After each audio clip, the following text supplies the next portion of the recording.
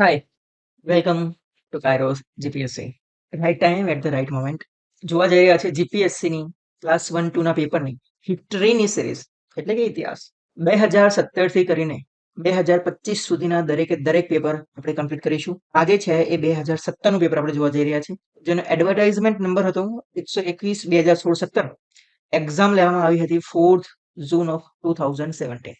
આમ તો જોવા જઈએ ને તો જેટલા પેપર્સ જીપીએસસી ના જોઈએ એમાંથી 2017 અને 2018નું પેપર તમારે ખાસ જોવાનું. એમાં જે ટાઈપના ક્વેશ્ચનો પૂછેલા છે એવા ક્વેશ્ચન કદાચ જ તમને બીજે કોઈ જગ્યાએ જોવા મળે. એટલે આ બે પેપર તો ખાસ જુઓ. આની જે મજા છે એ આખી અલગ જ છે. એટલા હાર્ડ ક્વેશ્ચન ઘણી વખત જોવા મળે છે, એટલા કન્ફ્યુઝિંગ ક્વેશ્ચન જોવા મળે છે, એટલા કોમ્પ્લેક્સ ક્વેશ્ચન જોવા મળશે. ત્યારે એ તો જેમ જેમ આગળ જોતા જઈએ એમ તમને આઈડિયા આવી જ જશે. સ્ટાર્ટ કરીએ છીએ આપણા પ્રથમ ક્વેશ્ચનથી. આધુનિક ભારતમાં નીચેના પૈકી સૌથી મોટું હડપ્પન સંસ્કૃતિનું સ્થળ કયું છે? અહીંયા શું પૂછવામાં આવ્યું છે કે સૌથી મોટું.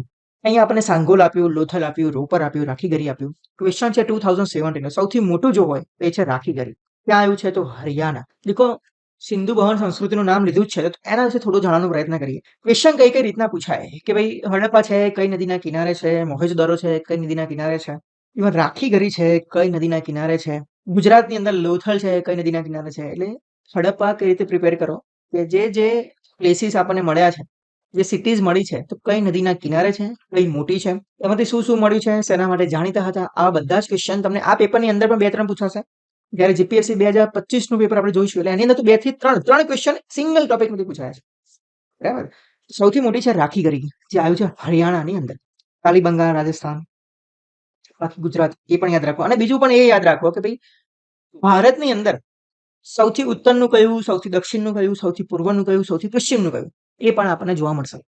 જીપીએસસી 2025માં કેવો પ્રશ્ન પૂછ્યો સિંધુ ખીણ ઉપર, ભાઈ કઈ સાલમાં એમનું એક્સકેવેશન થયું હતું, બરાબર, એવો ક્વેશ્ચન પૂછાયો હતો. તો એ પણ યાદ રાખો. પીવાયક્યુઝ તમે જોશો તો લખીને રાખો કે ક્યારેય કોઈ મોક ટેસ્ટ આપવાની જરૂર નહીં પડે. એટલા જોરદાર પીવાયક્યુઝ જીપીએસસી બનાવ્યો છે યુપીએસસી. તો પીવાયક્યુઝ જેટલા થાય એટલા અટેમ્પ્ટ કરો. આન્સર આપણો કયો આવશે? તો એ આવશે રાખીગરી. પીડીએફ જોઈતી હોય તો તમે જોઈન થઈ શકો છો કાયરોસ જીપીએસસી ટેલિગ્રામની અંદર. બીજી પણ ચેનલ છે કાયરોસ જીપીએસસી, જેમાં યુપીએસસી કન્ટેન્ટ આપણે ધીરે ધીરે મૂકતા રહીશું. નેક્સ્ટ ક્વેશ્ચન ફરીથી હડપ્પા સંસ્કૃતિ ઉપર જ છે. કઈ સિંધુ ખીણની સંસ્કૃતિના કયા સ્થળે કપડા પરના રંગકામ અને ભરતકામના સૌથી પહેલા પ્રમાણો જોવા મળે છે? લોથલ, ચન્નુદારો, ધોળાવીરા કે મોહેંજો-દડો? દેખો અહીંયા જે સિટીઝ આપી છે એ તો ક્યાં જોવા મળે છે ને એ પણ ખાસ ધ્યાન રાખવાની. અને આમાંથી કઈ જગ્યાએ આપણને રંગકામ અને ભરતકામના પ્રમાણો કઈ જગ્યાએ જોવા મળે છે? આન્સર આવે છે મોહેંજો-દડો. અને આના સિવાય પણ એક બીજી સિટી છે એ છે મેરગઢ. એમાંથી પણ પ્રમાણો જોવા મળ્યા છે. એટલે કોઈ જગ્યાએ ક્વેશ્ચનમાં જો મોહેંજો-દડો ના આપ્યું હોય, મેહરગઢ આપ્યું હોય તો આન્સર એ પણ આવશે મેહરગઢ. દેખો અહીંયા લખેલું છે મેહરગઢ અને એમાંથી આપણને ડાયડ ફ્રેગમેન્ટ્સ ઓફ કોટન મળ્યા છે. અને આ છે મોહેંજો-દારો. મોહેંજો-દારોની અંદર પણ આપણને વુવન એન્ડ મેડર ડાયડ કોટનના ફ્રેગમેન્ટ્સ આપણને જોવા મળે છે સિલ્વર પોટની અંદર. તો આપણે એમને પોટ્સ બનાવાય ને ત્યાં કંઈક કરતા હશે. તો આવા પ્રૂફ્સ અલગ અલગ કઈ કઈ જગ્યાએ મળે છે એ પણ બેઝિક અન્ડરસ્ટેન્ડિંગની વાત છે. જેમ જેમ ક્વેશ્ચન આવશે એમ આપણે બધું જોતા જઈશું. હવે જે સેકન્ડ અને એ છે વેદો ઉપર. અને આ તો એકદમ સરળ અને વારંવાર પૂછાયેલો ક્વેશ્ચન છે હિસ્ટ્રીનો, વેદો ઉપરનો. ઋગ્વેદ, અથર્વવેદ, સામવેદ, યજુર્વેદ અને સામે છે ભજનનો સંગ્રહ, પવિત્ર ગીતોનો સંગ્રહ, તંત્ર મંત્રનો સંગ્રહ અને છે બલિસૂત્રનો સંગ્રહ. આપણને એક તો બધાને ખબર છે ભાઈ ઋગ્વેદ શું છે, તો ઋગ્વેદ છે કલેક્શન ઓફ હાઇમ્સ. હવે બીજું તમે ડીવાયએસઓ એસટીઆઈના ક્વેશ્ચન જોયા હોય તો કેટલા હાઇમ્સ છે એવું પણ પૂછાય, એના કેટલા મંડળ છે એવું પણ ક્વેશ્ચન પૂછાય છે. તો ખાલી જીપીએસસી ક્લાસ 1-2 પરીક્ષા આપતા હોય ફક્ત જીપીએસસી ક્લાસ 1-2 ના પીવાયક્યુઝ ના જુઓ, જીપીએસસી ડીવાયએસઓ ના પણ જુઓ ને એસટીઆઈ ના પણ જુઓ. બરાબર, આપણે બધા જ કોમ્પિલેશન ઓલરેડી ચેનલ પર મૂકેલા છે તો જુઓ તમે એક વખત. ઋગ્વેદ શું આવશે? અ કલેક્શન ઓફ હાઇમ્સ. પહેલા જુઓ કે એ કઈ જગ્યાએ સંગ્રહાયેલો છે, તો A1 જોડે. તો A1 ક્યાં છે? તો A1 આ રહ્યો ભાઈ. બીજી કોઈ જગ્યાએ નથી તો કોઈ નહીં આવે. સીધો આન્સર આપણને ડી મળી જાય છે ભાઈ, બીજું કઈ જોવાની જરૂરત નથી. હવે B3 અથર્વવેદ છે તંત્ર મંત્રનો સંગ્રહ. સામવેદ છે એ શું છે? C2 પવિત્ર ગીતોનો સંગ્રહ. અને યજુર્વેદ છે ભજનોનો સંગ્રહ. અરે ભજન ક્યાં થયા? બલિસૂત્રનો સંગ્રહ. ઓકે. અને ઋગ્વેદ છે ભજન હાઇમ્સનો સંગ્રહ. કેવું હતું? મંત્રોનો સંગ્રહ. નેક્સ્ટ જોઈએ. જૈન ધર્મનો કયો મહત્વનો ફાળો ભારતીય દર્શન શાસ્ત્રના સિદ્ધાંત પર જોવા મળે છે? પુનઃજન્મ, એકાત્મની હયાતી, ધર્મ અને છે સ્યદવદા. કેટલું બોગસ અમને ટ્રાન્સલેશન કર્યું છે જુઓ. આના કહેવાય શું? સ્યાદવાદ. આના કહેવાય સ્યાદવાદ. બીજો એક શબ્દ તમારે તમને કહું જૈન ધર્મનો જ ફાળો, અને એ છે અનેકાંતવાદ.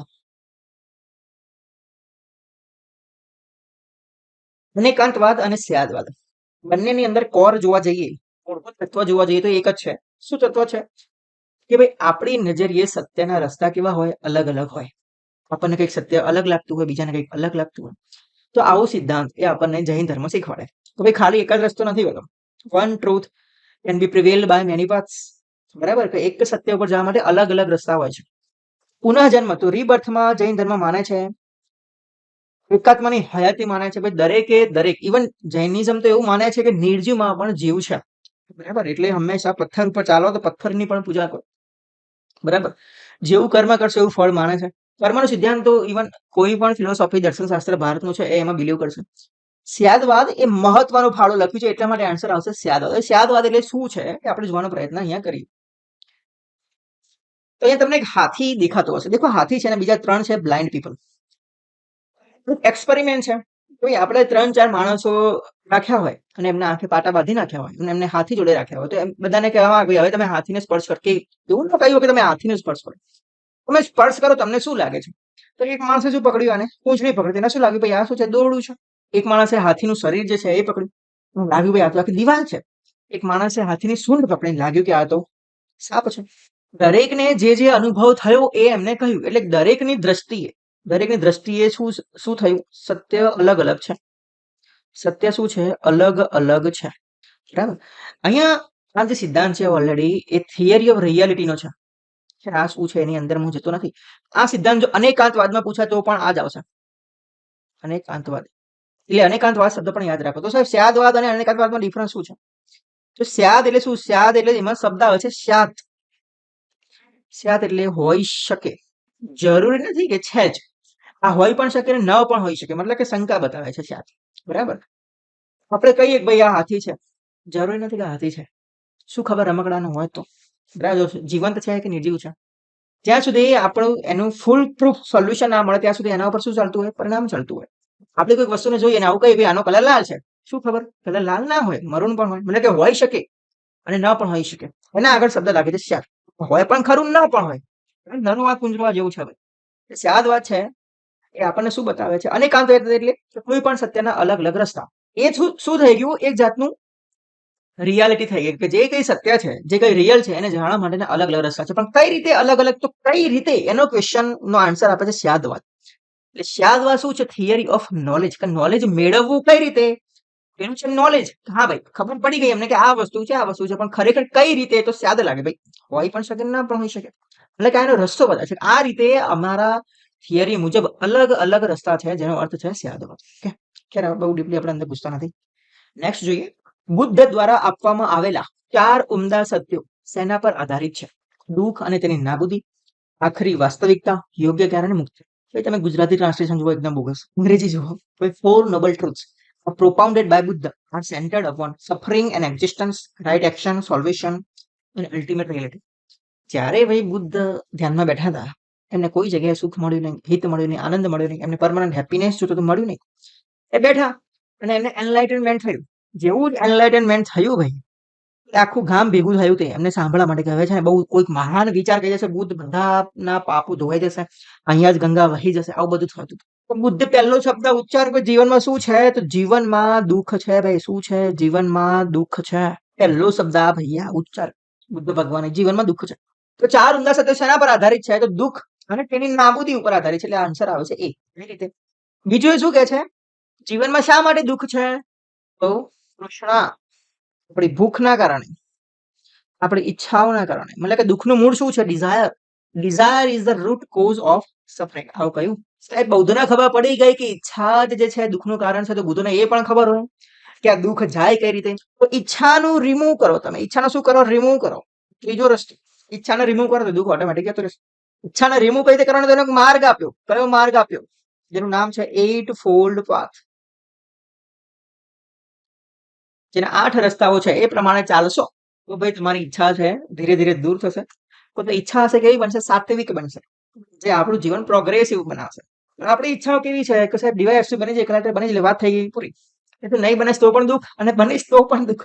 બરાબર? તો બંને જગ્યાએ દુઃખ છે. કરવાનું શું? તો સાહેબ ઈચ્છા જ નહીં કરવાની. એટલે ઈચ્છા ના કરવી એ પણ જાતની ઈચ્છા થાય. ત્યારે એટલે એમાં હાલ આપણે ગુસ્સા નથી. તો મેન જે દુઃખની જે ફિલોસોફી છે કોના ઉપર છે? ઉમદા 4 તત્વો. દુઃખ ઉપર છે. પહેલું જ ધ ટ્રુથ, દુઃખ. ભાઈ ત્યાં શું છે? પહેલું દુઃખ છે, પછી દુઃખનું કારણ છે, જેનું નામ છે સમુદાય.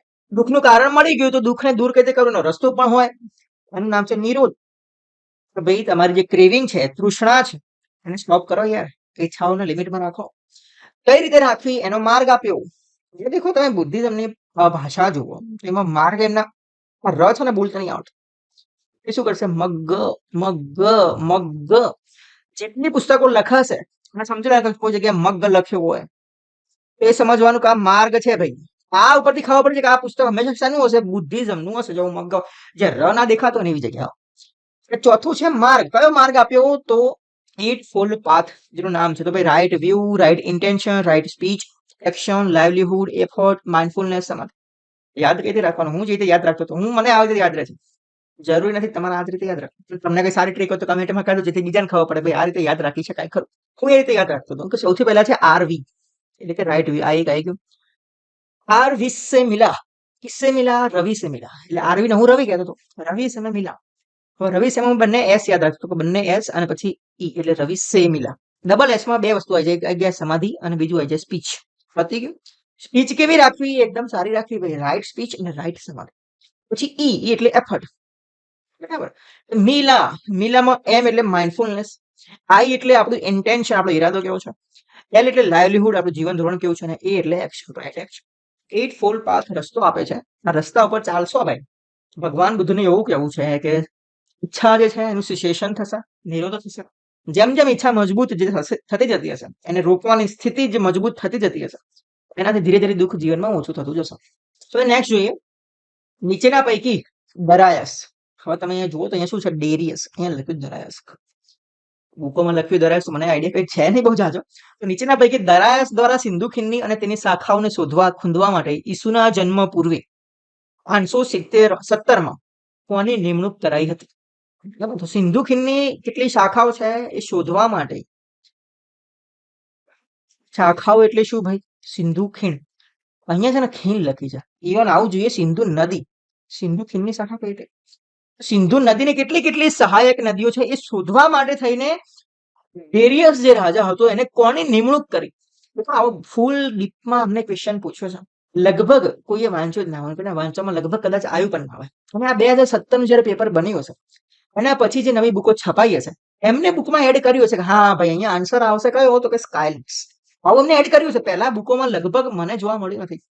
કોઈ મેજર બુક હોય ગ્રંથ નિર્માણ જેવી તો એમાં હશે, બાકી કોઈ પબ્લિકેશનમાં તો લગભગ નહીં જોઈએ. તો આ ભાઈ છાપા ડેરિયસ ને આ છે સ્કાયલિન્ક્સ.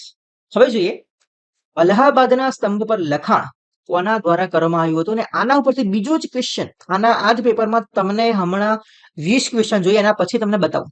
અલ્હાબાદના સ્તંભ પર એક જ પેપરમાં 2 ક્વેશ્ચન એક પિલ્લર ઉપર તમને અહીંયા દેખાશે. અલ્હાબાદના સ્તંભ પર લખાણ કોના દ્વારા કરવામાં આવ્યું? ભવભૂતિ દ્વારા, કાલિદાસ દ્વારા, હરિસેન દ્વારા કે માઘ દ્વારા? અલ્હાબાદ પિલ્લર ઇન્સ્ક્રિપ્શન પ્રશસ્તિ વોઝ કમ્પોઝડ બાય હુમ?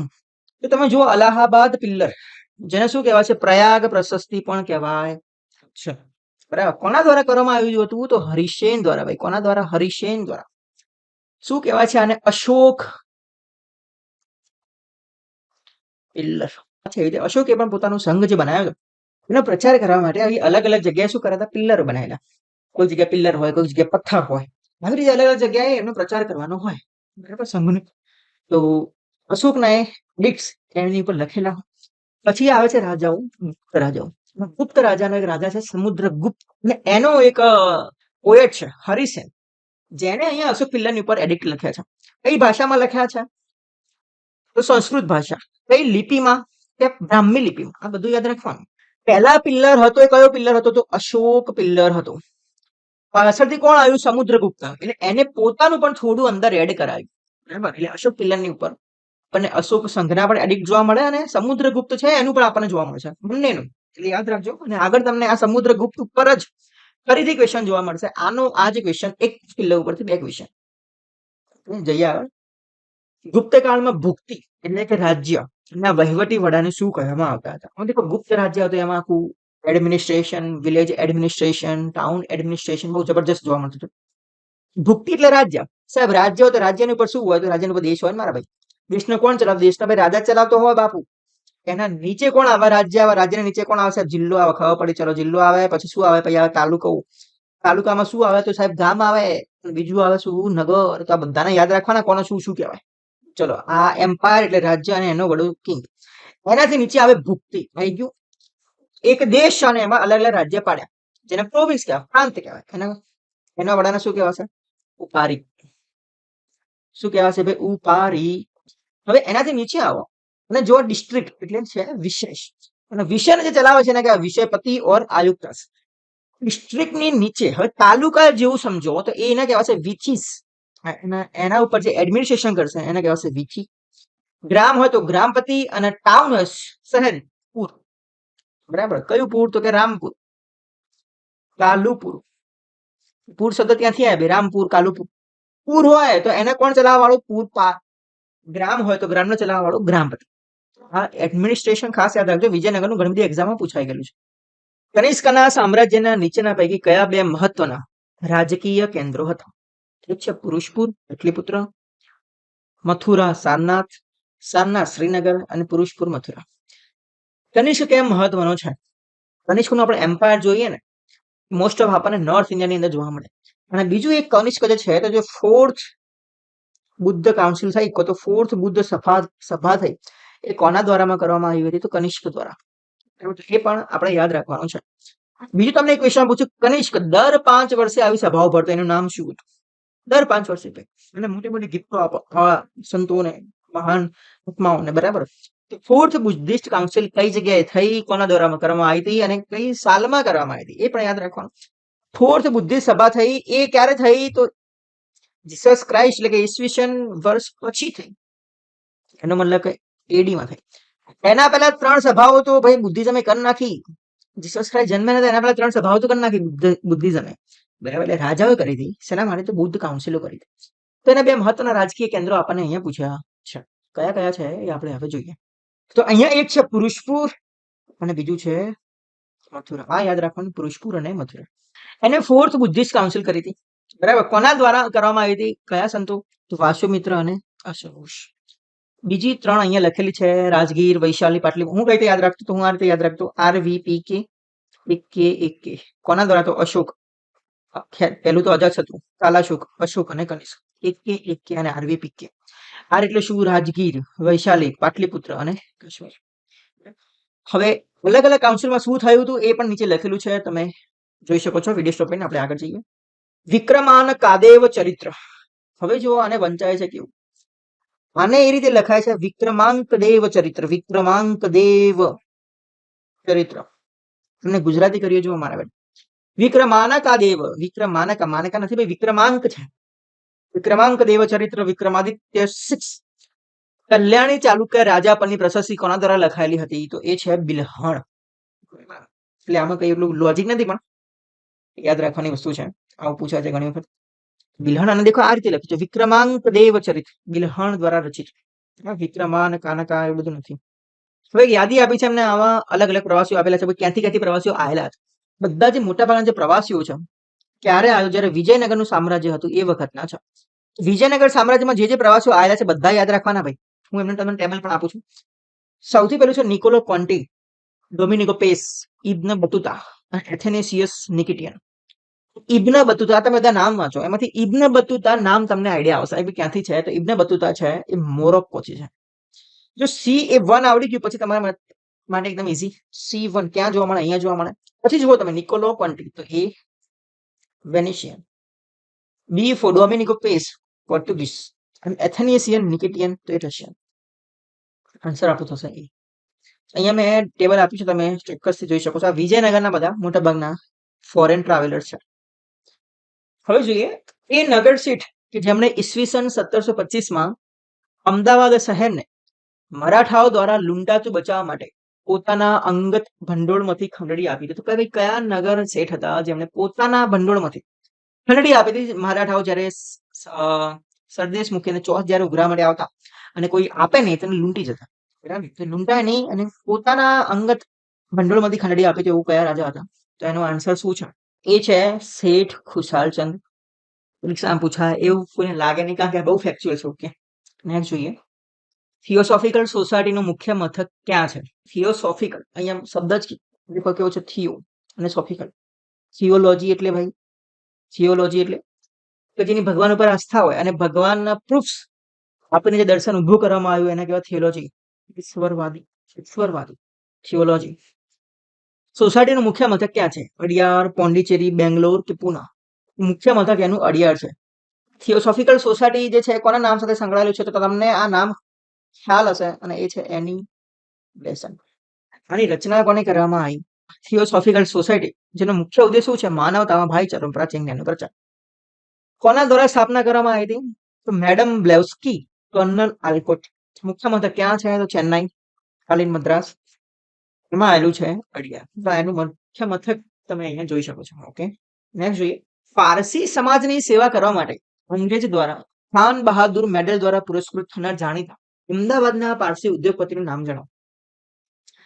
મતલબ કે જેમને પારસી સમાજની સેવા કરવા માટે અંગ્રેજ દ્વારા એક પુરસ્કાર આપવામાં આવ્યો હતો, ખાન બહાદુર મેડલ. તો અમદાવાદના કયા પારસી ઉદ્યોગપતિને આપવામાં આવ્યો હતો? શેઠ નવરોજી પેસ્તનજી વકીલ, ફારસેદજી ફેરદુનજી પારીખ વકીલ, બેજાનજી માણેકજી અંકલેશ્વરિયા, તો ભાઈ દાદાભાઈ નવરોજી. આન્સર આવશે શેઠ નવરોજી પેસ્તનજી વકીલ. મલાયા ખાતે ઇન્ડિયન નેશનલ આર્મી રચવાનો પ્રથમ વિચાર કોને આવ્યો હતો? મોહનસિંહ, સુભાષચંદ્ર બોઝ, રાસ બિહારી બોઝ, પછી નિરંજન સિંહ ગિલ. તો સુભાષચંદ્ર બોઝ છે એમને પછી પોતાની કમાન્ડ જે છે એ સંભાળી છે ઇન્ડિયન નેશનલ આર્મીની. પણ સૌથી પહેલા ઊભું કોને કર્યું? વિચાર કોને આવ્યો છે? 1942 ની અંદર એની સ્થાપના થઈ આઝાદી ફૌજની, અને સૌથી પહેલો જે વિચાર આવ્યો છે એ છે મોહનસિંહ. બરાબર, તો અહીંયા તમને દેખાય છે મોહનસિંહ સુભાષચંદ્ર બોઝની સાથે. ગુજરાતમાં મંદિર બાંધવાની અને મૂર્તિઓ બનાવવાની કળા એક કયા સમુદાય દ્વારા સાચવી રાખવામાં આવી છે? ક્ષત્રિય, સોમપુરા, ભીલ કે વૈશ્ય? તો ક્ષત્રિય ના હોય એ લડતમાં હોય, વૈશ્ય હોય વેપારમાં હોય, ભીલ ના હોય આદિજાતિમાં આપણે ભીલ જે છે એનો સમાવેશ થતો હોય છે, તો રાયણ સોમપુરા. અને મોટા ભાગે સોમપુરા જે છે એ જ ગુજરાત અને રાજસ્થાનમાં પણ મંદિર બાંધવાની કળા એ સમુદાય સાચવી રાખી છે સોમપુરા. તો અહીંયા એમની આખી વેબસાઇટ છે સોમપુરા, તમે જોશો ને તો જેટલા શિલ્પ કૃતિઓ તો મંદિર સ્થાપત્ય તમને જોવા મળે છે, તો એક કળા શિલ્પકારો કયા સમુદાયના હશે? તો સોમપુરા શિલ્પકારો, સોમપુરા સમુદાય. ભાવનગર દરબાર સેવિંગ બેંકની સ્થાપના કોને કરી? આ બધા ફેક્ચ્યુઅલ ડેટા, બરાબર, આમાં કોઈ કરી શકે નહીં ભાઈ, આ તો યાદ જ રાખવું પડશે. પણ મેઇન પીવાય જોવાનો ફાયદો એ થાય કે આપણને ખ્યાલ આવે છે કે ખરેખર આપણે જે વાંચીએ છીએ એમાં કઈ પૂછાય છે કે ખરું કે નહીં. તો ભાવનગર દરબાર સેવિંગ બેંકની સ્થાપના કોને કરી? ખતસિંહજી, ભાવસિંહજી 1 કે કૃષ્ણકુમાર સિંહજી? તો હશે કોણ? તો ભાવસિંહજી. ભાવસિંહ ઉપરથી તો ભાવનગર. ભાવસિંહજી 1 આવશે કે ભાવસિંહજી 2? આન્સર આવશે શું? Bhavsinhji 2. Problem of the rupee, its origin and its solution નામનું પુસ્તક કોણે લખ્યું હતું? તો એ લખ્યું છે ડોક્ટર BR આંબેડકરે. બસ અહીંયા તમને દેખાય છે problem of the rupee, its origin and its solution. શેના બાબતે છે? તો history of Indian currency and banking બાબતે છે. કયું સિંધુ ખીણનું સંસ્કૃતિનું સ્થળ ઈસુના જન્મ પહેલા 7000 વર્ષથી પ્રવૃત્તિઓ દર્શાવે છે? કઈ પ્રવૃત્તિઓ? પણ એ પણ તમે હવે થોડું અહીંયા જુઓ. Which of the following Indus Valley civilization site shows continuous occupation? Continuous occupation એટલે કે ત્યાં લોકો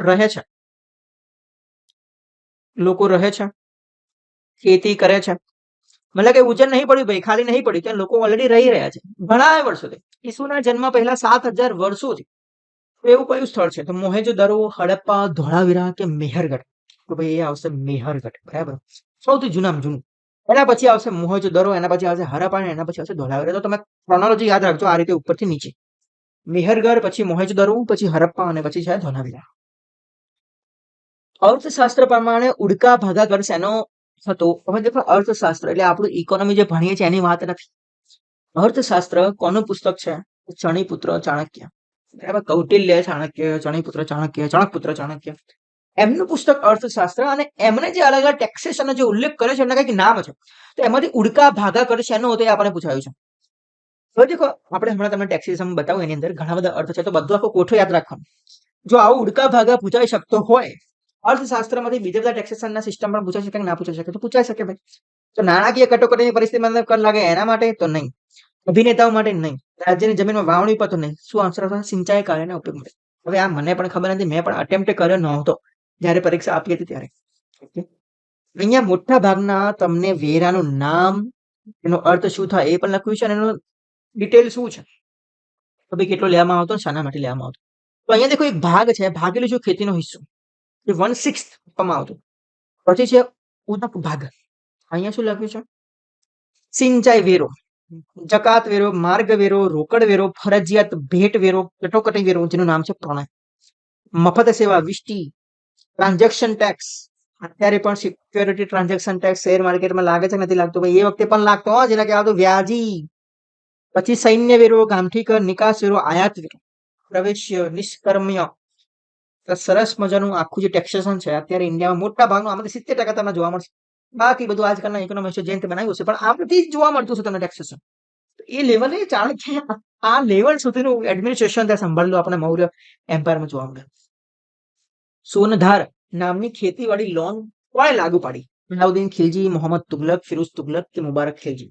તો ખેતીવાડી માટે લોન સૌથી પહેલા જો લાગુ પાડી હોય તો એ છે આપણા ભાઈ મોહમ્મદ તુગલક. બરાબર. એને અમુક એવા પ્રયોગો કર્યા છે જેમાંથી એવું કહેવામાં આવે કે ભાઈ આની બુદ્ધિ ભ્રષ્ટ થઈ ગઈ છે. એટલે આપણી નજીકમાં પણ જયારે માણસ આવા અવચનના નિર્ણયો લે તો આપણે શું કહીએ? તુગલક જે બુદ્ધિશાળી શું લે ભાઈ? હે તુગલક નિર્ણય લે છે યાર તું તો. કહેવાય એને કયા કયા એવા નિર્ણયો લીધા હતા કે જેના ઉપરથી તુગલક નિર્ણય એવો નામ પડી હતી. એને મોટા મોટી 3 મિસ્ટેકો કરી હતી, પણ કે એ 3 મિસ્ટેકો જો તમને યાદ હોય તો મને કહેજો, હું એ લખતો નથી. ક્યારેક એની બહુ જોરદાર ડિસ્કશન આપણે કરીશું. બહુ સરસ છે. સો ભાઈ આ બહુ શ્રેષ્ઠ છે. નયનકારા પ્રથા કોનું મહત્વનું લક્ષણ હતું? વિજયનગર રાજ્યતંત્રનું, કાકટિયા રાજ્યતંત્રનું, બહામણી રાજ્યતંત્રનું કે પછી હોયશાળ રાજ્યતંત્રનું? બહુ જ ઓછું સાંભળવા મળશે. જો તમે એનસીઆરટી ની બહુ ઓલ્ડ એનસીઆરટી વાંચ્યું હોય તેમાં તમને જોવા મળ્યું હશે વિજયનગરના એડમિનિસ્ટ્રેશનની અંદર. તો આ શું છે? વિજયનગર રાજ્યતંત્ર. પણ સાહેબ છે શું? એ તો કહો. નયનકારા પ્રથા એટલે શું? આમાં કેવું હોય ભાઈ, એક હોય કિંગ. કિંગ એટલે શું? રાજા. કિંગ શું કરે? તો રાજ્ય સંભાળે. ભાઈ શું સંભાળે છે? રાજ્ય સંભાળે, દેશ સંભાળે. આટલો મોટો દેશ સંભાળો રાજાને. એના કરતા એવું કંઈક એવું કરી દે ભાઈ. અમુક એવા સેનાપતિઓ હોય. ચલો અહીંયા 2 જાતના સેનાપતિઓ આપણે જોડી દઈએ. બરાબર. એક આ થઈ ગયું, એક આ થઈ ગયું. હવે રાજા છે ને આવા સેનાપતિઓ સોલ્જરો નિમ્યા છે. એકનું નામ નાયક છે અને બીજાનું નામ છે અમર નાયક. આ સિસ્ટમ નયનકારા સિસ્ટમ જે છે એમાં કેવું હોય? રાજા હોય ને, રાજા તો એને શું કરવું પડે? અલગ અલગ દેશનું જે છે તો આટલી મોટી લેન્ડ, આટલી મોટી જમીન, એનું સંરક્ષણ પણ કરવું પડે. ટેક્સેશન કઈ રીતે લેવાનું? ટેક્સ પણ લેવો પડે. તો એમને શું કર્યું? રાજા હોય અમુક એવા નાયકો હોય, તો અમર નાયકો હોય, જેમની પાસે અલગ અલગ ઘોડા પણ છે, મોટી મિલિટરી ફોર્સ પણ છે. મિલિટરી ફોર્સ પણ હવે આવનાવાના પાસે પણ હોય, નાયક પાસે પણ. બે પાસે સેમ જ હશે. આની ઘોડા વધારે હોય, મિલિટરી ફોર્સ બહુ મોટી હોય. તો રાજાએ શું કર્યું? એવા અમુક સેનાપતિઓ, એવા અમુક નાયકોને શું કર્યું હોય કે જમીન આપી હોય. શું આપી હોય? જમીન આપી હોય. જમીન શાના માટે આપી? તો ભાઈ લે, તારે આમાંથી ટેક્સ ઉઘરાવવાનો, બરાબર, તારે લેન્ડ રેવન્યુ કલેક્ટ કરવાનું અને એમાંથી મને થોડો ભાગ આપવાનો. એટલે આ અમરનાયક શું કરશે? જેટલું જમીનમાં ઉગ્યું હોય એનું સમજી લો કે 1 થી 6 ભાગ એને લીધો, 6 ભાગ જમીનમાંથી લીધો. હવે એમાંથી એને 100 રૂપિયા ભેગા થયા, બરાબર. 100 રૂપિયામાંથી એને શું કરવાનું? 50 રૂપિયા એ રાજાના આપવાના. કોના આપવાના? 50 રૂપિયા રાજાના આપવાના. એટલે મતલબ એને 50 રૂપિયા શું થયો? ફાયદો થયો. ફાયદો શા માટે થયો? એને 50 રૂપિયા ક્યાં વાપરશે? તો આમાંથી 10-20 રૂપિયા પોતાના મિલિટરી પાછળ વાપર્યા, 10-20 રૂપિયા પોતાના ઘોડા પાછળ વાપર્યા અને 10-20 રૂપિયા પોતાના મોજશોખ માટે વાપર્યા, પોતાના હજુ વધુ મજબૂત બનાવવા માટે એને વાપર્યા. આવું નાયક હોય. હવે નાયકનું કામ શું હોય? તો નાયકનું કામ હોય law and order. Law and order maintain રાખવાનું. કોઈ પણ ટેરિટરીની અંદર, પ્રાંતની અંદર એ શું કરે? લો એન્ડ ઓર્ડર મેન્ટેન રાખે. સમજી લો કે એક જાતની ડીવાયએસપી છે. તો એસપી છે. આવું ના હોય એસપી છે, પણ એસપી ને શું મળ્યું? અહીંયા કલેક્ટર બની ગયો. એસપી છે ભેગો ભેગો કલેક્ટર છે. જમીન પણ મળી ગઈ. એનો કલેક્ટર કરશે. આ ભાઈ શું છે? આ છે એસપી અને આ છે કલેક્ટર. આ 2 પ્રથા છે. એસપી નું કામ લો એન્ડ ઓર્ડર મેન્ટેન કરવાનું. લો એન્ડ ઓર્ડર તો મેન્ટેન કરશે. મિલિટરી ફોર્સ પણ આજનો કલેક્ટર નહીં હોય એ વખત. ઘોડા પણ છે, પણ સાથે સાથે રાજા એને જમીન આપી. ભાઈ તું બહુ સારું કામ કરશે, લે આ જમીન લે, એમાંથી તારે હવે કર ઉઘરાવ, તારે જેટલા કર ઉઘરાવ એટલા ઉઘરાવ, પણ એમાંથી મારો થોડો ભાગ 40% 50%. આ જે સિસ્ટમ જે છે એનું નામ આપ્યું છે નયનકારા પ્રથા. હવે આ જે પ્રથા છે એવી પ્રથા આપણને દિલ્હી સલ્તનતમાં પણ જોવા મળે છે. ક્યાં ભાઈ? તો દિલ્હી. દેખો, આ રાજા થઈ ગયો, આ નાયક થઈ ગયો, આ નાયક થઈ ગયો. જે આપવામાં આવે છે ને, આપવામાં આ લેન્ડ જે આપવામાં આવી, લેન્ડ એને કહેવાય છે અમરમ. આ રીતે લખેલું છે અમરમ, બરાબર. જે રીતની સિસ્ટમ આ નયનકારા જોવા મળે છે એમાં ઇવન એટલું શોર્ટમાં સમજો કે ભાઈ એને શું આપવામાં આવ્યું? જમીન આપવામાં આવી. જમીન શા માટે? તો જમીન ઉપરથી વેરો ઉઘરાઈ શકે એટલા માટે. કેમ? તો કે આના પાસે બહુ ઘોડાબાજી છે, મિલિટરી ફોર્સ છે, બરાબર, સમાજમાં બહુ ઊંચું નામ છે. એ બોલો બંકો એટલે વાત થઈ ગઈ પૂરી. એનું બધા માન સન્માન રાખે છે, એવો ને બધા ભાઈ છે, પણ આને હજુ જમીન મળી નથી. બરાબર, એટલે આ ભાઈને કીધું શું નાયક. અને આ બચારો અમર છે, અમર. એની આગળની પેઢી સુધી એનું નામ યાદ રાખવામાં આવશે એટલે અમર, કારણ કે કેમ જમીનો છે ભાઈ. મારા બાપ દાદા કે આટલી જમીનો ભેગી કરી હતી એટલે અમર થઈ ગયું, એટલે અમર નાયક. અને આ છે નાયક. જે રીતની સિસ્ટમ અહીંયા આપણે વિજયનગરમાં જોવા મળે, એ જ રીતે દિલ્હી સલ્તનતની અંદર આપણને ઇક્તા સિસ્ટમ જોવા મળશે. ઇક્તા સિસ્ટમ સેમ આવીને આવી. આનાથી પણ વધુ મજબૂત આપણને મુઘલ શાસનમાં સિસ્ટમ જોવા મળે છે, જેનું નામ છે મનસબદારી સિસ્ટમ. ભાઈ કઈ મનસબદારી સિસ્ટમ. 1857ના ભારતના સ્વાતંત્ર્ય સંગ્રામ દરમિયાન ગુજરાતમાં બ્રિટિશ રાજને ગુજરાતના નીચેના ભાઈ કયા શાસકોનું સમર્થન મળતું થયું કે જેમાં આમનો સમાવેશ થાય છે? ભાઈ બ્રિટિશ રાજના કોણ સપોર્ટ કરતા હતા તો એ બધા લખ્યા છે. બરોડાના ગાયકવાડ, ઈડનના રાજા, રાજપીપળાના રાજા, નવાન નગરના જામ, રાજકોટના ઠાકોર સાહેબ, લાખાજી રાજસિંહજી. કોણ હતું ભાઈ એ આપણે શોધવાનું છે. બરાબર, તો કયા કયા? તો એક છે બરોડાના ગાયકવાડ, પછી છે ઈડરના રાજા, બીજું છે રાજપીપળાના રાજા. તો આન્સર આવશે 1, 2 and 3. બહુ હિસ્ટ્રી આમાં ડીપમાં જવાની કોઈ જરૂર નહીં. શોર્ટમાં જવું હોય તો આખું ભારતમાં સ્વાતંત્ર્ય સંગ્રામ ચાલતો હતો, પણ અમુક ગુજરાતના રાજાઓ હતા જેમને બ્રિટિશના શું કરતા હતા? સપોર્ટ કરતા હતા. એટલે બ્રિટિશના ગુજરાત મોજે મોજ હતી ભાઈ, કારણ કે અમુક રાજાને એમને સપોર્ટ મળ્યો હતો. 1, 2 and 3 બરોડા, ઈડર અને રાજપીપળા.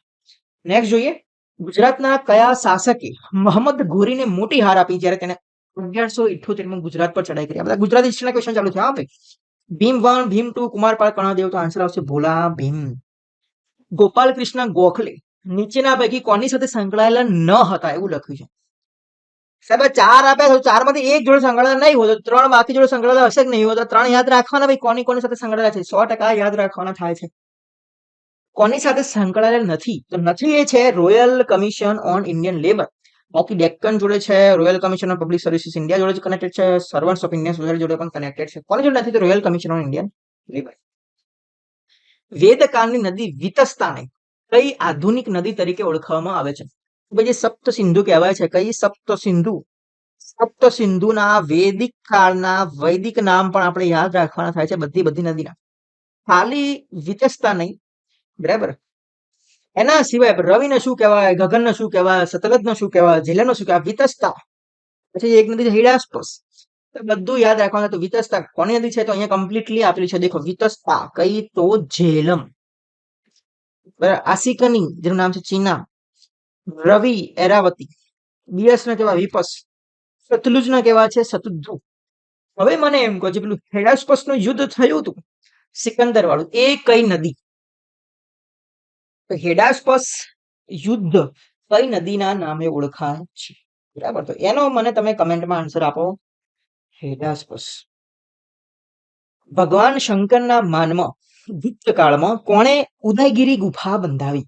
વીરસેન સભા, કર્ણદત્ત, હરિસેન કે ચક્રપલિત? ગુપ્ત કાળમાં કઈ ગુફા બંધાવી? તો ઉદયગીરી. કોને બંધાઈ છે? તો ગુપ્ત રાજા હોય એને જ બંધાઈ હશે. કોના માનમાં? તો ભગવાન શંકરના માનમાં. એ કોણ છે ભાઈ? તો વીરસેન. દેખો અહીંયા લખ્યું છે વીરસેન સભા was the chief minister of the Gupta emperor Chandragupta II. Chandragupta II છે, એનું બીજું નામ છે ભાઈ કયું? એ છે વિક્રમાદિત્ય. યાદ રાખજો નામ ભાઈ, ચંદ્રગુપ્ત II વિક્રમાદિત્ય. ચલો નેક્સ્ટ જોઈએ, તો ઉદયગીરી ગુફા યાદ રાખજો. એ શું હતા? તો ભાઈ ચીફ મિનિસ્ટર હતા. હવે ઉદયગીરી જે ગુફા છે એ કઈ જગ્યાએ આવેલી છે એ શું તમને ખબર છે? એ ક્યાં આવેલી છે ભાઈ? તો એ આવેલી છે મધ્યપ્રદેશ. મધ્યપ્રદેશ યાદ રાખજો. નેક્સ્ટ જોઈએ. નેક્સ્ટ જોતા પહેલા ફરીથી કહી દઉં કે પીડીએફ જોઈતી હોય, ઇવન પીડીએફ ભૂલી જાઓ, પીડીએફ જોઈતી હોય, મોક ટેસ્ટ જોતા સાહેબ કેવા પીવાયક્યુઝ જે ક્વેશ્ચનો છે એનો બેઝ લઈને જ ક્વેશ્ચન ક્રિએટ કરેલા છે. કેટલાક યુપીએસસી ના, સીડીએસ માં, સીએસસી માં, સીએપીએફ માં પૂછાયેલા છે. એમાં આપણે મોક ટેસ્ટ તૈયાર કર્યા છે જે ડબલ લેંગ્વેજમાં છે ભાઈ. કેટલી લેંગ્વેજમાં? ડબલ લેંગ્વેજમાં છે. ડબલ કઈ લેંગ્વેજ? તો અંગ્રેજી અને ગુજરાતી. અંગ્રેજી ગુજરાતી બંનેમાં જોતા હોય, ઇવન આ પીડીએફ પણ જોતી હોય, તો આપણો એક પ્લાન છે કાયરો સુપર. તમે લાઈફ ટાઈમ માટે પણ લઈ શકો છો, 1 યર માટે પણ લઈ શકો છો, પરચેસ કરી શકો છો. ટેલિગ્રામમાં જોઈન થઈ જજો, બધી ઇન્ફોર્મેશન તમને ત્યાં મળી જશે. કયા ગુપ્ત રાજાએ પોતાના લેખ માટે અશોક સ્તંભનો ઉપયોગ કર્યો? દેખો ફરીથી આવ્યો કયો સ્તંભ? અશોક સ્તંભનો. હમણાં જ જોયું તું કોને લખ્યું તું આની ઉપર? હરિસેન. કયો રાજા હતો? રાજા હતો ભાઈ સમુદ્રગુપ્ત. આવ્યું કે નહીં? આવ્યું ને. ચલો નેક્સ્ટ જોઈએ. કયા મઠના બૌદ્ધ સાધુઓએ યુએન સંઘને તેના ચીન પહોંચ્યા પછી પણ પત્રો લખ્યા હતા? મહાબોધિ મઠ, સ્થાનવીશ્વર મઠ, સારનાથ મઠ કે પછી જલંધર મઠ? તો એ છે મહાબોધિ મઠ, મહાબોધિ મોનાસ્ટ્રી. એ ઓલરેડી યુનેસ્કોની વર્લ્ડ હેરિટેજ સાઇટ પણ છે. ક્યાં આવેલી છે? તો બિહારમાં આવેલી છે. અહીંયાના જે મઠના જે સાધુ હતા એમને જે યુએસ સંઘ પહોંચે એમને 8 થી 10 વર્ષ પછી એમને પત્ર પણ લખ્યો છે અને એમને ગિફ્ટ પણ આપ્યો છે. અને સામે યુએન સંઘે પણ એમને પત્ર લખ્યો. થેન્ક યુ ભાઈ, બહુ બહુ ધન્યવાદ કે તમે મને આટલા વર્ષો સુધી યાદ કર્યા. અને બીજું એ પણ કહેતા હતા કે હું જે ઇન્ડિયામાંથી લાવ્યો છું એનું બધું ચાઇનીઝમાં ટ્રાન્સલેશન હાલ કરી રહ્યો છું, તમારે વાંચવું હોય તો કહેજો, એકાદ પત્રિકા તમને મોકલીશ. કયું જૈન લખાણ નથી? એકદમ દેખો આ શું આવ્યું? મગ્ગ. મગ્ગ શું આવ્યું? મગ્ગ. સાહેબ હોવું શું જોઈએ? માર્ગ હોવું જોઈએ, પણ આવ્યું શું? મગ્ગ. આ કયું હોવું જોઈએ? ભાઈ બુદ્ધનું હોવું જોઈએ. બાકી બધું ભૂલી જાઓ. કયું જૈન લખાણ નથી? તો બુદ્ધ, વિશુદ્ધિ માર્ગ, બરાબર. કલ્પસૂત્ર. જ્યાં બીજું એક યાદ રાખો, સૂત્ર જે આવે ને હંમેશા કેવા હસી? જૈન હસી. કલ્પસૂત્ર, આચારાંગ સૂત્ર, સૂત્ર કે તંગ લો, સૂત્રમ સૂત્ર કરી નાખજો. સૂત્રો જે આવશે મોટા ભાગે જૈન હશે. માર્ગ લખ્યું હોય, મગ્ગ લખ્યું હોય, અંગ્રેજી જોવાનું મગ્ગ. સાહેબ માર્ગ નહીં, મગ્ગ. મગ્ગ શું છે? બુદ્ધ. આ પુસ્તક છે પીવી બાપટે, એના ઉપર સ્ટડી કરી છે, એમને લખ્યું નથી પીવી બાપટે, બરાબર. આ પુસ્તક જે છે થેરવાદ, થેરવાદ બૌદ્ધ ધર્મ, થેરાવાદ. હવે આ પુસ્તકમાં બે અર્થ છે, એક છે વિમુક્તિ માર્ગ, એક છે વિશુદ્ધિ. વિમુક્તિ અને વિશુદ્ધિ. વિશુદ્ધિ એટલે શું સાહેબ કરવાનું? શુદ્ધિનો માર્ગ, બરાબર. કોના દ્વારા પુસ્તક લખવામાં આવ્યું છે? તો એ છે બુદ્ધ ઘોષ દ્વારા. પહેલું છે વિમુક્તિ માર્ગ. વિમુક્તિ માર્ગ કોના દ્વારા? તો એ મુક્તિનો માર્ગ એટલે વિમુક્તિ માર્ગ. કોના દ્વારા? તો ઉપસ્થિત. એટલે બંને જે સિસ્ટમ છે એ સિસ્ટમ અલગ અલગ બુદ્ધોના જે શિષ્યો છે એમના દ્વારા લખવામાં આવ્યું છે. એક છે બુદ્ધ ઘોષ અને બીજો છે ઉપતિસ્સ. બે અલગ અલગ ભિક્ષુઓ દ્વારા લખવામાં આવેલા છે, વિમુક્તિ માર્ગ, વિશુદ્ધિ માર્ગ. આ બંને ઉપર સ્ટડી કરીને પુસ્તક જે લખવામાં આવ્યું છે એ છે પીવી બાપટે લખ્યું છે. હવે જે સયુર ઘલનો અર્થ શું છે? આ પણ એક મુઘલ શાસનની અંદર વપરાતું આવ્યો અર્થ છે. આ તો ઘણા બધા અર્થ આપણને અલગ અલગ શાસનોમાં જોવા મળશે. સયુર ઘલનો અર્થ શું?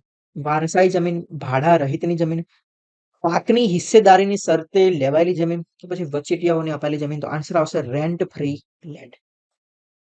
નીચેના પૈકી કોણે કહ્યું કે વેદાંત એ હિન્દુ આધ્યાત્મ અધિકૃતતાની અભિવ્યક્તિ છે? વેદાંત શું છે? તો હિન્દુ સ્પિરિચ્યુઅલ ઓથોરિટી છે, એનું એકમાત્ર એક્સપ્રેશન એટલે વેદાંત. આવું કોણે કહ્યું? વેદાંત ઉપર જેને સૌથી વધુ પ્રવચનો કર્યા છે એ એટલે વિવેકાનંદ, સ્વામી વિવેકાનંદ. તો આન્સર એ જ આવે. ઇવન તમે અહીંયા કરી પણ શકો. દયાનંદ સરસ્વતી આવે તો વેદાંત નહીં કે વેદ કહેશે. શું? તો બેક ટુ વેદાસ, બરાબર. એટલે આન્સર આવશે કોણ? સ્વામી વિવેકાનંદ. ગદર પાર્ટીની રચના ક્યાં કરવામાં આવી? લંડન, સિંગાપોર, પેરિસ કે સાન ફ્રાન્સિસ્કો? તો ભાઈ કઈ જગ્યાએ કરવામાં આવી હતી? બોલો ચલો. London, Singapore, Paris. ઇવન હું તમને એમ કહું કે યુએસએ ની અંદર સાહેબ કરવામાં આવી હતી. ક્યાં? યુએસએ ની અંદર. તો આન્સર શું આવશે? San Francisco. કયા ઉપનિષદોમાં સત્યકામ જાબાલની વાત આવે છે? પ્રશ્ન ઉપનિષદ, ઈશ ઉપનિષદ, છાંદોગ્ય ઉપનિષદ. દેખો આમને શું કઠ ઉપનિષદ છે ભાઈ. કયું? કઠ. કઠોપનિષદ. જેમાં કોની વાત કરવામાં આવી છે? તો નચિકેતાની વાત કરવામાં આવી છે. હવે આમને કર્યું જુઓ તમે, ખાલી ગુજરાતી ટ્રાન્સલેશન કથા કર્યું છે ભાઈ. કથા નથી આ મારા ભાઈ, છાંદોગ્ય ઉપનિષદ ની અંદર, બરાબર. સત્યમેવ જયતે શેમાંથી લેવામાં આવ્યું છે? એ પણ પ્રશ્ન પૂછાય. ઓકે.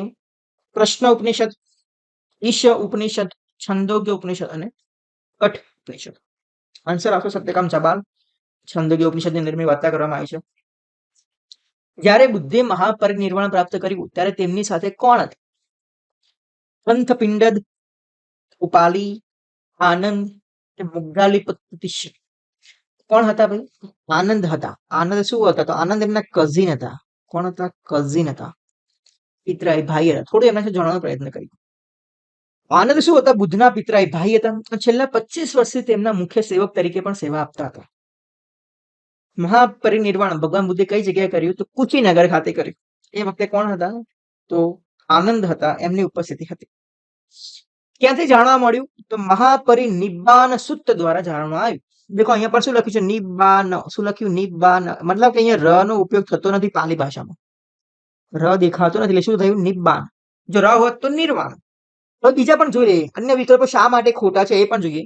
મોગલીપુત્ર તિષ્ય તેઓ ક્યારે થઈ ગયા? તો અશોકના સમયમાં થઈ ગયા. ઉપાલી ક્યારે થઈ ગયા? તો બુદ્ધના શિષ્ય હતા. વિનયના નિષ્ણાંત હતા. વિનય પીટક.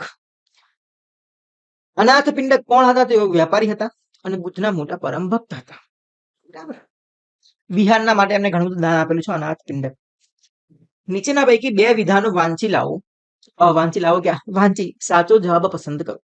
ઈસવીસન 323 એલેક્ઝાન્ડરનું મૃત્યુ થયું.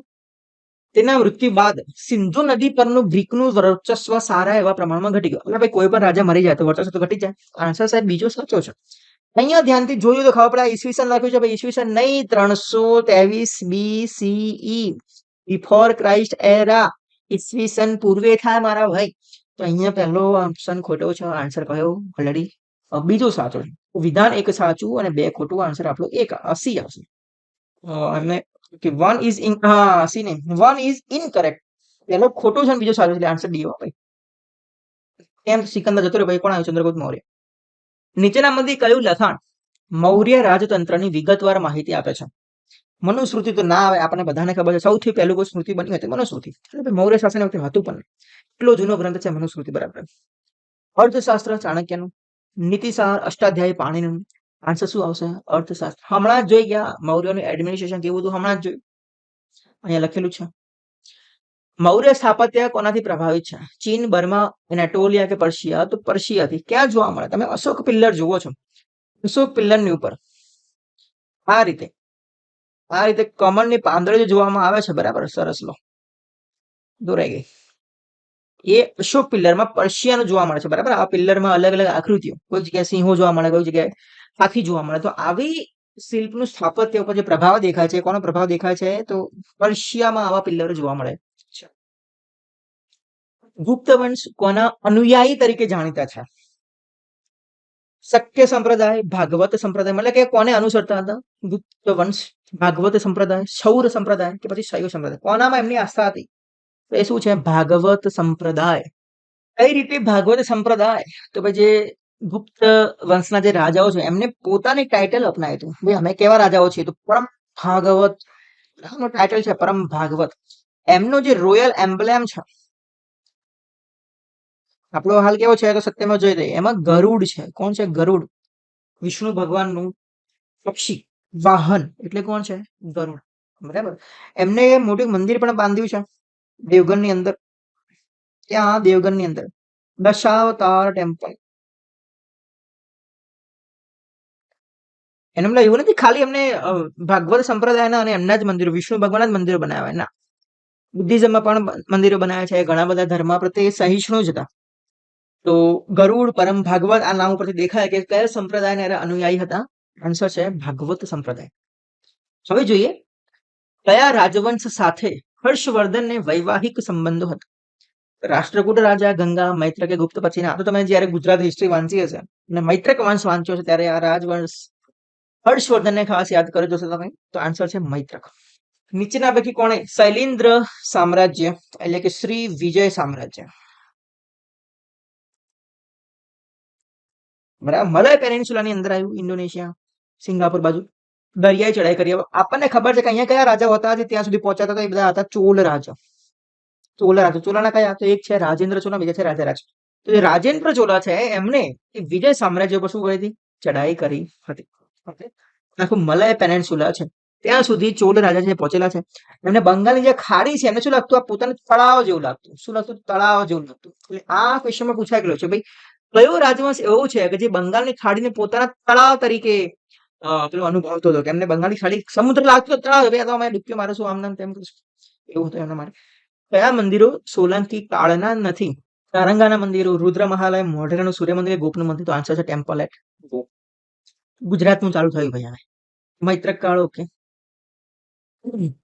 નીચેના સોલંકી રાજાઓને તેમના સમયના ક્રમ પ્રમાણે ગોઠવું. ગુજરાતના રાજાઓ આપેલા છે, એમના સમય પ્રમાણે ગોઠવવાના છે. સૌથી પહેલા કોણ આવશે? સૌથી પહેલા આવશે દુર્લભ રાજા. તો આ બધા તો હટી જાય.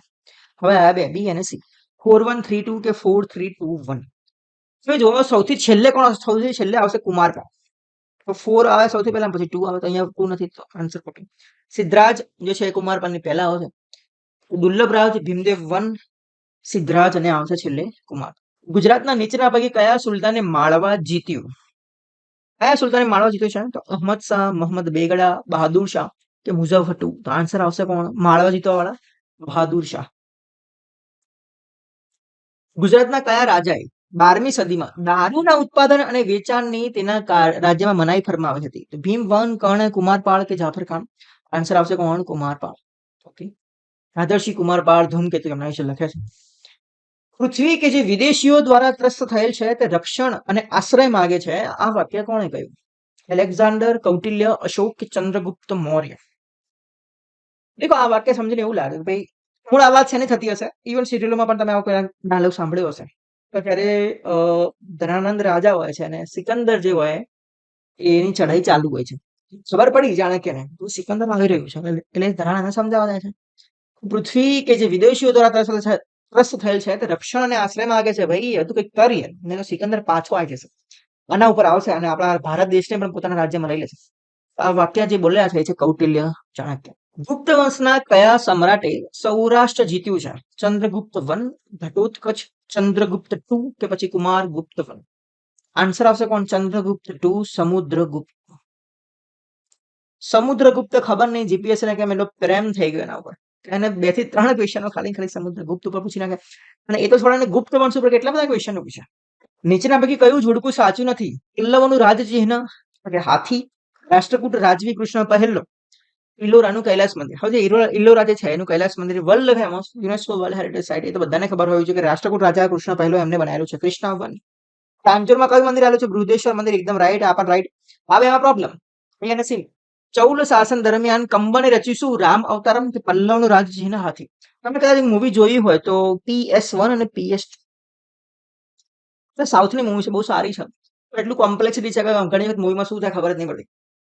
જેનું નામ છે પુણ્યમ સેલ્વમ, એના 2 ભાગ છે. હવે પલ્લવો ઉપરનો પણ ઇતિહાસ સારો એવો બતાવ્યો છે. પલ્લવનું રાજચિહ્ન એ હાથી નથી પણ છે સિંહ. સાહેબ ચોલ રાજાનું એમનું છે વાઘ. તો અહીંયા મેં આપ્યા છે પલ્લવોનું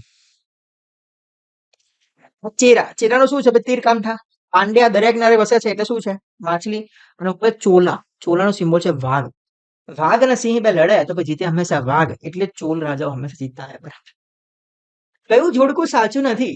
દુર્ગાવતી ગોંડવાનાની રાણી, માહમ અનગા અકબરની ધાઈ માતા, ચાંદ બીબી અહમદ નગરની શાહજાદી, અર્જમંદ બાનુ જે નૂરજહાં. અર્જમંદ બાનુ નૂરજહાં નહીં, પણ અર્જમંદ બાનુ એ જ મુમતાઝ મહેલ. મુમતાઝ, બરાબર. તો અર્જમંદ બાનુ મુમતાઝ મહેલ કઈ સંસ્થા સાથે જોડાયેલા છે એની યાદી જોડવાની છે?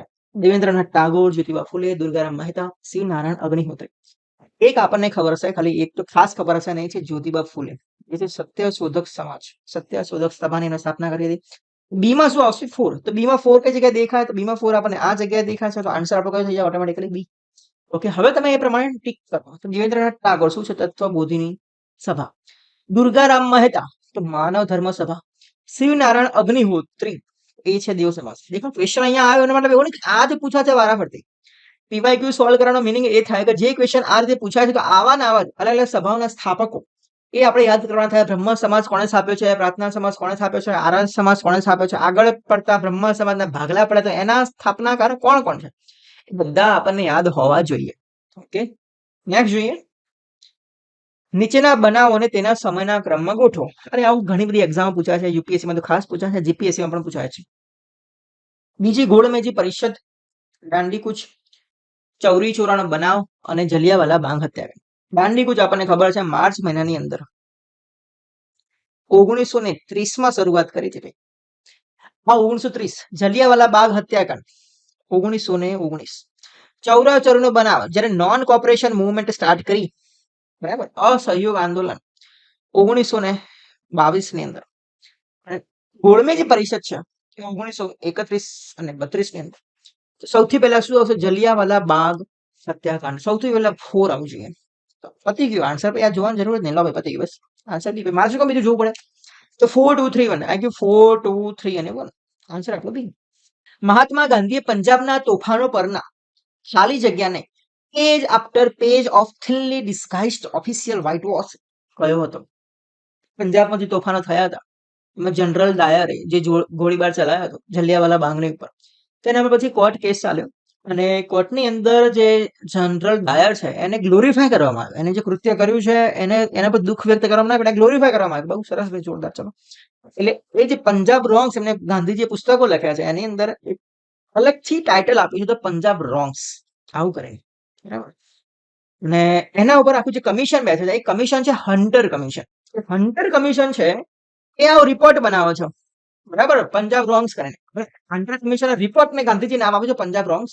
અને એમાં ગાંધીજી બધું લખ્યું છે ભાઈ કઈ રીતે જનરલ ડાયર જે છે એને ગ્લોરીફાય કરવામાં આવે છે. એ બહુ દુઃખની વાત છે. તાંજાવુર તમિલનાડુની જગવિખ્યાત કાંસ્ય પ્રતિમાનું નામ કયું છે? નટરાજ, બુદ્ધ, તીર્થંકર કે મહિષાસુર મર્દિની? આ તો બધાને ખબર છે ભાઈ, એક છે નટરાજની પ્રતિમા, કાંસ્ય પ્રતિમા, નટરાજની પ્રતિમા. જામનગર જિલ્લામાં આવેલા ગોપ મંદિરો નીચેના પૈકી કઈ સ્થાપત્ય શૈલીના છે? રોમન, મુઘલ? જામનગર છે તો રોમન ને મુઘલ તો નહીં જ હોય. ચાલુક્ય કે ઇન્ડો આર્યન? તો સૌથી પહેલા મૈત્રક આવ્યા અને આગળ પછી સોલંકી કાળનો વંશ આવ્યો. એમને જે મંદિરો બનાવ્યા એ સુવર્ણકાળ, બરાબર. જામનગરની અંદર જે ગોપ મંદિરો આવેલા છે કઈ સ્થાપત્ય શૈલીના છે? તો એ છે ચાલુક્ય શૈલીના છે. સ્વામી હરિદાસ કઈ ધાર્મિક પ્રણાલીના હતા? ગૌડિયા પ્રણાલી, રસિક પ્રણાલી, વારકરી પ્રણાલી કે સખી પ્રણાલી? તો સ્વામી હરિદાસ હવે સખી પ્રણાલી. હવે આના કોણ હતા, આના કોણ હતા, આના કોણ હતા? એ તમારે મને કમેન્ટમાં કહેવાનું છે. ગૌડિયા કલ્ટ, રસિક કલ્ટ, વારકરી કલ્ટ, વારકરી સંપ્રદાય. કઈ સંત પ્રણાલી? ફરીથી સંત પ્રણાલી પાછી આવી. માનેર માનુષના ખ્યાલ પર ભાર મૂકે છે. મહાપુરુષીય, પંચસખા, બાઉલ કે સહજયાન? આવશે શું? બાઉલ. દેખો આ બધું હે ને, ઘણી વખત એવું થાય કે અમુક ટોપિક જે છે સ્કીપ કરવા પડે, એ યાદ રહેશે જ નહીં. અને તમને પણ આવું થશે, કેટલું યાદ રાખશો? યાદ રાખે એના કરતા મેજર ઇવેન્ટો ઇતિહાસને યાદ રાખો. સમજો કે પેલું ક્રોનોલોજી વાળો ક્વેશ્ચન હતો એ આપણે ઇઝીલી યાદ રહી જાય, પણ આટલું બધું યાદ રાખવું એ બહુ દૂરની વાત છે આપણા માટે.